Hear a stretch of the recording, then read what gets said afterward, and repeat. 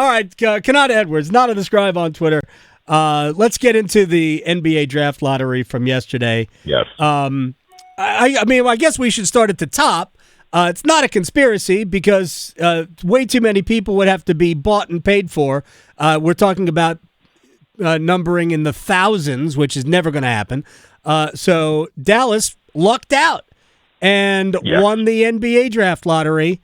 Cooper Flagg is the obvious pick. But I heard Jay Williams today on ESPN, and I think Jay makes sense.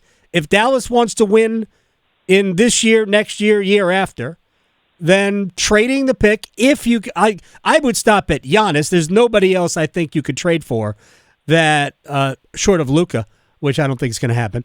That would be a good fit for Dallas. But if you could get Giannis in a package for Cooper Flagg, would you do it?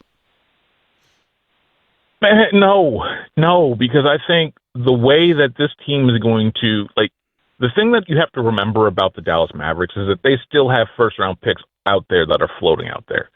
Let's say you do trade for Giannis. You still have the Charlotte Hornets own a top 1 protected pick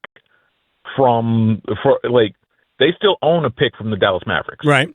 That is something that, for me, it's a long-term piece. You just draft Cooper Flagg. You build around him. Now you don't have to worry about all these max salaries. And as we've talked about before, with these 2 luxury tax bans, the one thing that is probably the most valuable is a rookie salary. Nico Harrison would be an outright moron to trade Cooper Flagg. Now, I know. But I just say this, Adam. It would be bordering on absolute lunacy to trade Cooper Flagg in an environment in the CBA like the one that the NBA has right now. Absolute lunacy. All right, that makes sense. So, for me, what you've got is you have Anthony Davis. I don't know if they're thinking about moving him on, and I guess that's too many players for the same position. If you went Anthony Davis, Derek Lively, some of the other bigs, they're loaded with athletic bigs. Of course, they were all hurt this year, so it's hard to tell. And then you throw Cooper Flagg, who's probably going to be a 3. I don't know. Is he a 3 or a 4 at the next level? My sense is 3. I would honestly scale it down. I think he's a 2-3. I think with the body type and everything else, he's an ideal NBA 3, but I can see some scenarios where you play him at the 2. Well, his favorite player, the player he models his game after, and we're going to get to what just happened, is Jason Tatum, correct? Yes. And Tatum is, he is not 3-4. Yeah, is he a 3-4 or is he really a perimeter player? He's closer to 3-4. I've seen, now granted, the Kristaps Porzingis edition has made it where he plays more 3 than 4, but I do remember Ime Udoka using him a lot at the 4 as well. It's one of those beautiful things where he's got enough versatility to where it doesn't necessarily matter. Right. You can put him as a perimeter base 4, but he also plays a lot of 3. Yeah, Cooper Flagg, man, he initiated so much offense. They treated him like a point guard. He really is such a perimeter player. But, he can do everything.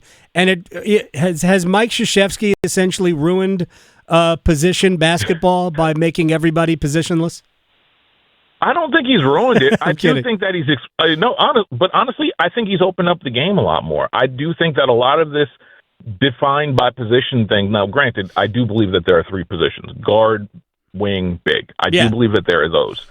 I do think that blurring those lines has only helped the game and created this offensive explosion that we see for 82 games, and helped create this defensive crunch that we've seen for the 16 wins you need to win the finals. I do think that's helped a lot. So I wouldn't say he's ruined it, but I do thank Mike Krzyzewski for at least introducing us to a new era. Yeah, he has broken a lot of dishes about what NBA people how they look at the game.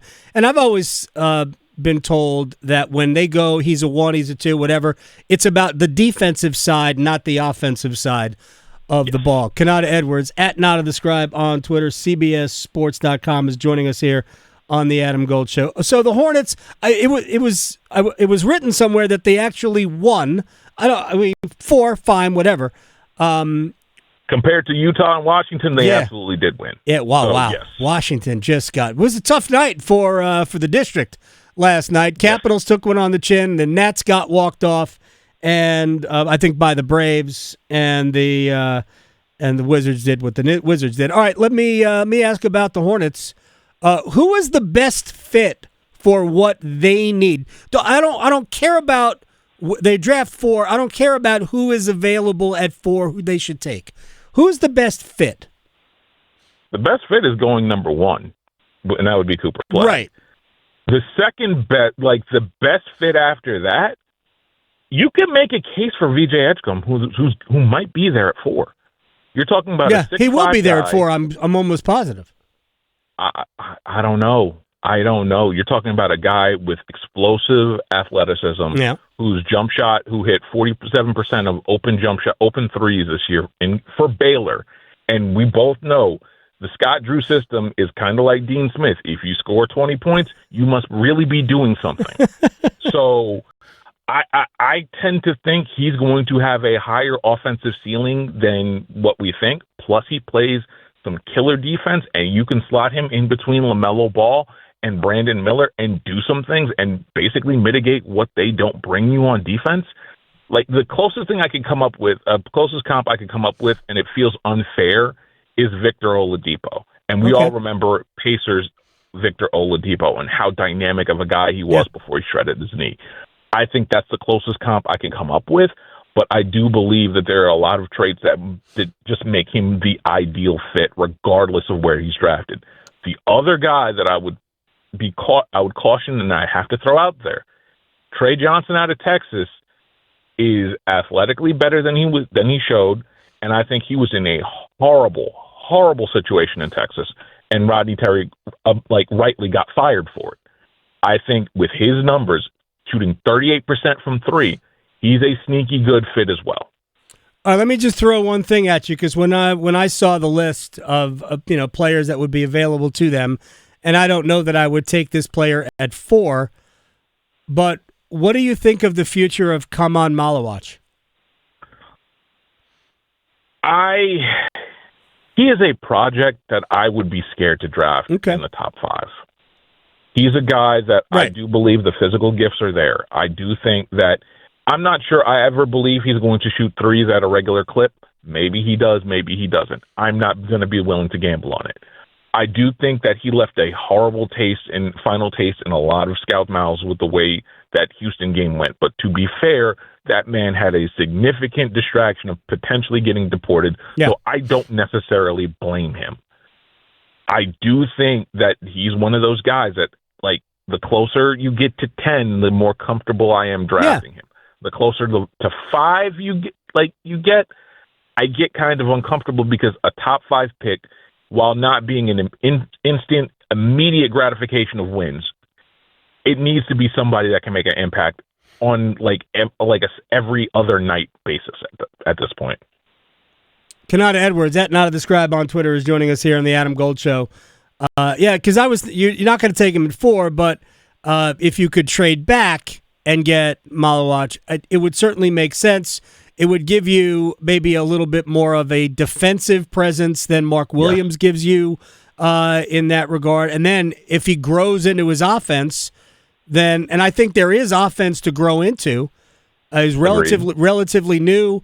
He looked, he was, too young in the international stage, but he certainly didn't look completely overwhelmed by it all during the Olympics. So I just think there's so much room, and you can't teach 7-2 if he could stay healthy. I think there is something to be said for that. All right, let me get back to because we already mentioned Jason Tatum. Awful scene last night. This is literally adding injury to insult as the Celtics are 3-1 down in the series to the Knicks. And we haven't gotten official word, but there isn't anybody that doesn't think that it's an Achilles tear, which now we're talking about, forget about this playoffs, we're talking about next year. And I know he's much younger than Kevin Durant was when Durant had his Achilles injury, but it took Durant longer than the year off to get back, right? Yeah, it took Kevin Durant 500 days. And Kevin Durant, when he came back, looked like he missed a step, maybe a step and a half, but it was fairly seamless. And I look at a case similar in Breanna Stewart. It took her almost 400 days. It takes a while for this to get back. So next season, like, that's out of the conversation. Right. To start 2027, the 26-27 season should be the goal. That should be the goal. Like, 2025, 2026 is out. Starting off 2026, 2027, having him back, potentially, that should be the start of the conversation. Anything earlier than that is a pipe dream, and at that point, like, we don't know what the Boston Celtics are going to look like by 2026, 2027. Yeah, are they, like, I still think they can win this series. That's not crazy to think, right? I don't think they can. I think a lot of what they could do well, if Jaylen Brown had a better series, I think I could go there. But I think you're relying on a lot, and I also think that this is why it's so hard to repeat. Like, why we haven't seen a repeat championship is because it takes so much to get there that getting back right now with the amount of depth in the NBA is just a heavy lift that I don't think is possible right now unless you're quite literally 9-10 deep, and the new NBA CBA does not allow for that. Yeah, and the truth is, if you looked at the box scores from last night, both teams basically played just 7 guys. So the Celtics are already they were a 7-man team. Tatum only had 42 last night. So let me get into really quickly about the Knicks. Jalen Brunson had 39, 26 in the second half. The Knicks scored 71 second-half points. That's probably the most troubling thing if I'm a Celtics fan, that, wait a second, we know what they're going to do, and we can't stop it? I mean, it's the worst offense in the NBA, just to give the ball to Jalen Brunson and everybody leaves. But I guess it works. Jalen Brunson is one of those players who could simply score at will, even when everybody knows what they were doing. I joked during the Pistons series, oh, look, the Knicks are surprising everybody by just giving the ball to Jalen Brunson, and Detroit couldn't stop it, even with Thompson, who I think is a dynamite defensive player. But are the Knicks just tougher right now than Boston? I think the Knicks are just more, again, I would go tougher. I would go much more resilient. There's a lot of signs that the Boston wasn't really going to be what they were, and a lot of people, including myself, ignored them. I thought Boston was the best team in the East. Mm-hmm. And then when you start looking at the numbers, they don't, like, half of their shots are from 3. That's a recipe for losing. You start seeing that they don't really get to the rim as much as they used to. Jaylen Brown doesn't get to the rim as much as he used to. That's a problem. The defensive numbers are slipping to the point where, again, they give up 71 points to a team that is basically running 1-4 ISO with Karl Anthony Towns and Jalen Brunson, and then everything else goes off of that. I do want to say, like, Josh Hart being that guy that is just junkyard dog is so clutch. OG Anunoby showing why quite literally you traded for him. Mikal Bridges semi-justifying 5 first-round picks being traded for him. Like, there's a lot of this to where I don't want to give the Knicks credit, but I kind of have to, because the way they're built, they are just built to wear you down. Yeah. And dare I say it, the Knicks may be in the finals for the first time in 25 years, and I don't know how to feel about that. And Latrell Sprewell nowhere to be found. Real quick, but by the way, 3 guys from Villanova plus the Pope. I mean, you'd think maybe the divine Knicks, intervention, absolutely. Maybe the divine Knicks intervention, yeah. They could be dealing with something here. All right, so real quick to assuming the Knicks move on and assuming the Pacers move on, I am begging TNT. Give me Kevin Harlan and Reggie Miller on that series whenever TNT has those games. I just want that, just because even though I hated the Pacers because that was almost at the height of my Knick fandom, and I hated the Pacers, I want those flashbacks. I want those highlights, Miller and Spike Lee. I want them. So what you're telling me is that you need an alternate cast with, like, Mike Breen, Clyde Drexler. We get LJ in there for the 4-point play nostalgia. Yes. And maybe we go find Allen Houston too. Is that what you're telling me? I would love that. I would absolutely love that. There's a Capital One commercial there somewhere with Spike Lee and Reggie Miller. There's got to be. It's either a Capital One or a Wendy's commercial. Konata Edwards, you're right about the Knicks. They could end up in the finals, but I am team Tyrese Halliburton these days. I love that kid. He is a blast. That man got called overrated, quite literally, right before the playoffs began, and then has gone and just been on a tour of destruction, reminding everybody why he's that good and why he's not overrated, but he's just properly rated. Exactly. He's just one of the better point guards. He's one of the better wings in the game right now. And I'm just impressed because it's like we've almost forgot Rick Carlisle can coach.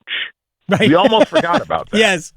And then it turns out like, oh my God, this team, which doesn't have a draft pick above 5, by the way, is one win away from going to back-to-back Eastern Conference Finals visits. Yep. Think about how crazy that is after the whole kerfluffle about the lottery and how you need top 5 picks and everything else like that. Indiana is showing that maybe top 5 picks are overrated a little bit. Konata Edwards. At Not of the Scribe, CBSSports.com, Ion College Basketball Podcast. I appreciate your time, man. Talk to you soon. Next time, I promise you, next time, we will work in NL East leading New York Mets. I mean, at this point, I'm very happy to see it. But, again, I just need Soto to really, really get it going at this point. He'll be there when it matters. Let him figure it out. Let him figure it out. It's the Mets, man. Nobody ever comes here and is good. Ever. It took Lindor 3 years to figure it out. I don't think it'll take Soto that long. Well, coming from Cleveland to New York is like going from like proto-civilization to actual civilization. So we got to give him we got to grade that on a curve. Exactly. Thanks, man. I'll talk to you later. Talk to you soon, man. Peace.